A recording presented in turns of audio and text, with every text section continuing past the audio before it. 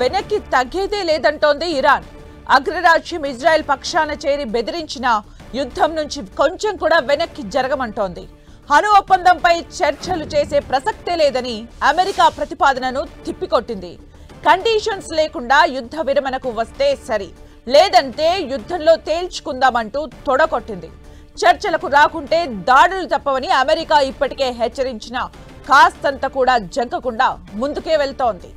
Israel దాడులు కొనసాగుతున్న నేపథ్యంలో అమెరికాతో ఎలాంటి అణు ఒప్పంద చర్చలు జరిపేది లేదని ఇరాన్ తేల్చి చెప్పింది.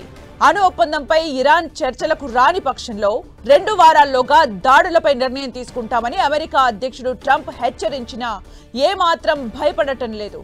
అమెరికా చేసిన అణు ఒప్పంద చర్చలను తిరస్కరించారు ఇరాన్ విదేశాంగ మంత్రి అబ్బాస్ అరాక్చి. ట్రంప్ కామెంట్స్ చూస్తుంటే ఇజ్రాయెల్ దాడుల్లో అమెరికా ప్రమేయం ఉందనే విషయం స్పష్టమవుతోందన్నారు. ఈ ఉద్రిక్తతలను తగ్గించేందుకు ప్రపంచవ్యాప్తంగా పలువురు నేతలు పిలుపునిచ్చారని తెలిపారు. తాము ఆత్మరక్షణ కోసం మాత్రమే పోరాడుతున్నామని, అది ఆగదని తేల్చి చెప్పారు. ఇరాన్తో అణు ఒప్పందం కుదుర్చుకోవాలని ట్రంప్ ఎప్పటి నుంచో ప్రయత్నిస్తున్నారు. ఇదే సమయంలో ఆపరేషన్ రైజింగ్ లయన్ పేరుతో అణు స్థావరాల లక్ష్యంగా ఇజ్రాయెల్ దాడులు ప్రారంభించింది. పరస్పర దాడులతో పశ్చిమాసియా రణరంగంగా మారింది. ఈ క్రమంలో ఇరాన్పై మిలిటరీ యాక్షన్ కు అమెరికా సిద్ధమవుతున్నట్లు ప్రచారం జరుగుతోంది. అయితే 2 వారాల్లో ట్రంప్ ఈ విషయంపై నిర్ణయం తీసుకుంటారని వైట్ హౌస్ వర్గాలు చెబుతున్నాయి. ఇరాన్ చర్చలకు ఒప్పుకోకుంటే దాడులు తప్పవనే సంకేతాలు ఇస్తున్నాయి. తగ్గేదే లేదంటున్న ఇజ్రాయెల్, సై అంటే సై అంటున్న ఇరాన్. ఈ 2 దేశాల యుద్ధం ఇప్పుడు మిడిల్ ఈస్ట్ లో హై టెన్షన్స్ క్రియేట్ చేస్తున్నాయి. కానీ ఇజ్రాయెల్ పై ఇరాన్ రోజుల తరబడి మిసైళ్ల వర్షం కురిపిస్తున్నా టెల్ అవీవ్ ఏమాత్రం తగ్గకుండా యుద్ధంలో ఆధిపత్యాన్ని ప్రదర్శిస్తోంది. ఇరాన్ క్షిపణుల సామర్థ్యానికి దీటుగా ఇజ్రాయెల్ ఎలా తన దగ్గరున్న ఐరన్ డోమ్ అత్యాధునిక యుద్ధ విమానాలతో ఉక్కిరిబిక్కిరి చేస్తోంది. ఇజ్రాయెల్ వార్ స్ట్రాటజీస్ ఏంటి? ఇరాన్ యుద్ధ వ్యూహాలు ఎలా ఉన్నాయి? Watch this story.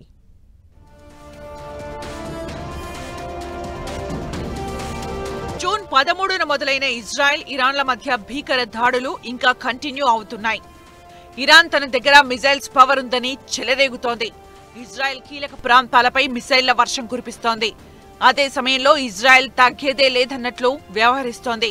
ఇరాన్ నుంచి వస్తున్న మిసైళ్లను ఐరన్ డోమ్ల సాయంతో తిప్పికొట్టే ప్రయత్నం చేస్తోంది. అంతేకాదు, గ్యాప్ దొరికినప్పుడల్లా ఇరాన్లోని సైనిక స్థావరాలు, న్యూక్లియర్ ప్లాంట్లపై విరుచుకుపడి విధ్వంసం సృష్టిస్తున్నాయి ఇజ్రాయెల్ డ్రోన్లు, యుద్ధ విమానాలు. ఇరాన్ దగ్గర మిసైల్స్ భారీగానే ఉన్నాయి. ఇందులో సూపర్ సోనిక్ మిసైల్స్ తో ఇజ్రాయెల్ పై దాడులు చేసింది. ఇరాన్ నుంచి జూన్ 13, 16 మధ్య దాదాపు 370 బాలిస్టిక్స్ మిసైల్స్ ఇజ్రాయెల్ పై దూసుకెళ్లాయి. కానీ ఇజ్రాయెల్ దగ్గర క్షిపణుల్ని దీటుగా అడ్డుకునే టెక్నాలజీ ఉంది. ఆరో-2, ఆరో-3 ఇంటర్సెప్టార్ మిసైల్స్ తో ఇరాన్ పై అటాక్స్ చేస్తూనే థర్డ్ క్షిపణి రక్షణ వ్యవస్థల ద్వారా శత్రువు నుంచి వచ్చే మిసైల్స్ ను అడ్డుకోగలుగుతుంది Israel. Iron Dome, David Sling సాయంతో మిసైల్స్ అడ్డుకుంటోంది. ఇరాన్ దగ్గర షార్ట్ రేంజ్ క్షిపణులు, మీడియం రేంజ్ క్షిపణులు వందల సంఖ్యలో ఉన్నాయి. కానీ వరుసగా దాడులు చేయాల్సి రావడంతో ఈ నిల్వలు ఇప్పుడు తగ్గిపోతున్నాయి. జూన్ 16 నాటికి ఇరాన్ నుంచి సుమారు 120 లాంచర్లను ఇజ్రాయెల్ ధ్వంసం చేసింది. ఇరాన్ మిసైల్స్ లో 100కు పైగా షాహెబ్, 130కి పైగా అరాష్ మిసైల్స్ ఉన్నాయి. డ్రోన్లను కూడా ఉపయోగించింది. ఇజ్రాయెల్ ఇన్ఫ్రాస్ట్రక్చర్స్ ని ఇరాన్ టార్గెట్ చేసింది. యుఎస్ సైనిక స్థావరాలపైన గురిపెట్టింది.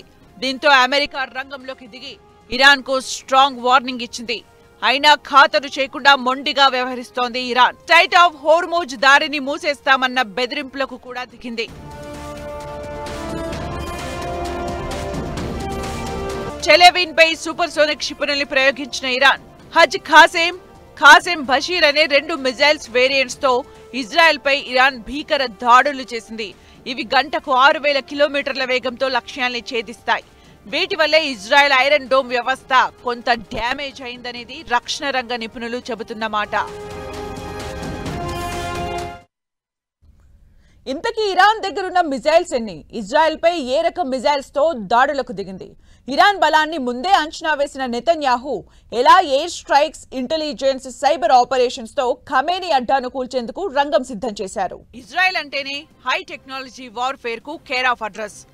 Air strikes, intelligence, cyber operations లో దీని ముందు ఇరాన్ బలాదూరే అన్నట్లు తేలిపోయింది. ఇరాన్ న్యూక్లియర్ ప్రోగ్రాంపై ఎక్కువ ఫోకస్ పెట్టింది. అలాగే ఇరాన్ ఇరాక్ వార్ తర్వాత యుద్ధ సామాగ్రిని కూడా భారీగానే సమీకరించుకుంది. 500 కిలోలకు పైగా ఆయుధాల్ని మోసుకెళ్లే రకరకాల మిజైల్స్ ను తయారు చేసుకుంది. దశాబ్దాల క్రితమే మిజైల్ టెక్నాలజీని అభివృద్ధి చేసుకుంటూ వచ్చింది ఇరాన్. నెలకు సుమారు 50 క్షిపణులు లక్ష్యంగా తయారు చేస్తూ వచ్చింది. 2022 నాటికే ఇరాన్ దగ్గర 3000కు పైగా బాలిస్టిక్ క్షిపణులు ఉన్నట్లు అంచనా. ఇరాన్ దగ్గర చాలా రకాల బాలిస్టిక్ మిజైల్స్ ఉన్నాయి. వీటితోనే ఇజ్రాయెల్ పై విరుచుకుపడుతోంది. హజ్ ఖసేమ్ దీని రేంజ్ 1300 కిలోమీటర్లు. 500 కిలోల వరకు ఆయుధాల్ని మోసుకెళ్లగల బాలిస్టిక్ క్షిపణి. ఖైబర్ షేఖన్ ఫ్యామిలీలో 2 రకాల బాలిస్టిక్ మిజైల్స్ ఉన్నాయి. వీటి పరిధి 1300 కిలోమీటర్లు. ఇందులో ఫతాహ్ అనే మరో వేరియంట్ కూడా ఉంది. ఇవి 550 కిలోల బరువును మోసుకెళ్లగలవు. ఘదర్ ఫ్యామిలీ ఇందులో SFH అనే 3 వేరియంట్లు ఉన్నాయి. 1350 నుంచి 1950 కిలోమీటర్ల లక్ష్యాల్ని ఛేదించగలవు. 700 నుంచి 1000 కిలోల ఆయుధాలను మోసుకెళ్తాయి.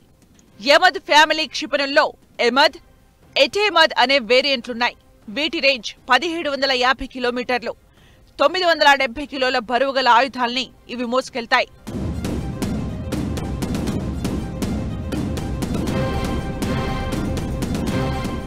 ఇరాన్ న్యూక్లియర్ ఆయుధాల తయారీలోకి దిగకున్న 1980లో ఇరాక్తో యుద్ధం తర్వాత ఇరాన్ ఆలోచన ధోరణి మారింది. నార్త్ కొరియా, లిబియా నుంచి స్కడ్ మిజైల్స్ కొనుగోలు చేసింది. అలాగే ఆ తర్వాత సొంతంగా మిజైళ్ల తయారీకి సిద్ధమైంది. 1980లోనే సిరియా వెళ్లి మిజైళ్ల తయారీపై పరిశీలన చేసింది. ఆ తర్వాత షహబ్-3 మిజైల్స్ ని అప్గ్రేడ్ చేసింది. సొంతంగా మిజైల్స్ ఎలా తయారు చేయాలో నేర్చుకున్న ఇరాన్ నార్త్ కొరియా సహకారంతో షహబ్-3 మిజైల్స్ రెడీ చేసింది. షహబ్-3 మీడియం రేంజ్ బాలిస్టిక్ మిజైల్స్, ఘదర్, యమద్ లాంటి అత్యాధునిక క్షిపణుల్ని రూపొందించింది. ప్రస్తుతం వార్లో ఈ తరహా మిజైల్స్ ను ఎక్కువగా వినియోగించింది. సుమారు 1800 నుంచి 2000 కిలోమీటర్ల పరిధిని ఛేదించే మిజైల్స్ ఇరాన్ దగ్గరున్నాయి. మరిన్ని అడ్వాన్స్డ్ క్షిపణుల్ని తయారు చేస్తోంది. 5000 కిలోమీటర్ల పరిధితో ఘయేమ్ 100 స్పేస్ లాంచ్ వెహికల్ ను అభివృద్ధి చేసిన IRBC ఒక్కో మిజైల్ ఎక్కువ ఆయుధాల్ని మోసుకెళ్లగల సామర్థ్యంతో అభివృద్ధి చేసింది. నెక్స్ట్ అణ్వాయుధాలను తయారు చేయడమే టార్గెట్ గా పెట్టుకుంది. 2013కు ముందు అణ్వాయుధ భాగాలను తయారు చేసి పరీక్షించింది. 60% యురేనియంను శుద్ధి చేసిన ఇరాన్ 90% యురేనియం శుద్ధి చేస్తే అణ్వాయుధాల తయారీకి అంతా సిద్ధమైనట్లే అని అనుకుంది. నంతాజ్, ఫోర్డోలో న్యూక్లియర్ ప్లాంట్లను ఏర్పాటు చేసుకుంది. కానీ ఊహించని రీతిలో ముందస్తుగానే ఇజ్రాయెల్ దాడులతో కొన్ని ప్లాంట్లు, సైనిక స్థావరాలు, మిజైల్స్ యూనిట్లకు కోలుకోలేని దెబ్బ తగిలింది. దీంతో ఇరాన్ చాలా వరకు మిజైల్స్ వినియోగించే పవర్ను కోల్పోయింది. ఇరాన్ సైనిక కమాండర్లు, అణుశాస్త్రవేత్తల్ని కూడా ఇజ్రాయెల్ మట్టుబెట్టి మూలాలపై దెబ్బ కొట్టేసింది. ఇరాన్ సైనిక సమాచారాన్ని ఇజ్రాయెల్ ఇంటెలిజెన్స్, మొస్సాద్ ముందే సేకరించింది. ఎక్కడెక్కడ మిజైల్స్ సెంటర్లున్నాయి, ఎక్కడ న్యూక్లియర్ ప్రోగ్రామ్స్ జరుగుతున్నాయన్న పక్కా సమాచారంతోనే ఇరాన్ను ఇజ్రాయెల్ దెబ్బ మీద దెబ్బ కొట్టింది. దీంతో ఇరాన్ మిజైల్ నిల్వలు బాగా పడిపోయాయి. అలా ఇరాన్ మిజైల్స్ ను నమ్ముకుంటే ఇజ్రాయెల్ ఐరన్ డోమ్ లాంటి రక్షణ వ్యవస్థలతో పాటు ఎయిర్ స్ట్రైక్స్ తో దెబ్బ కొడుతోంది.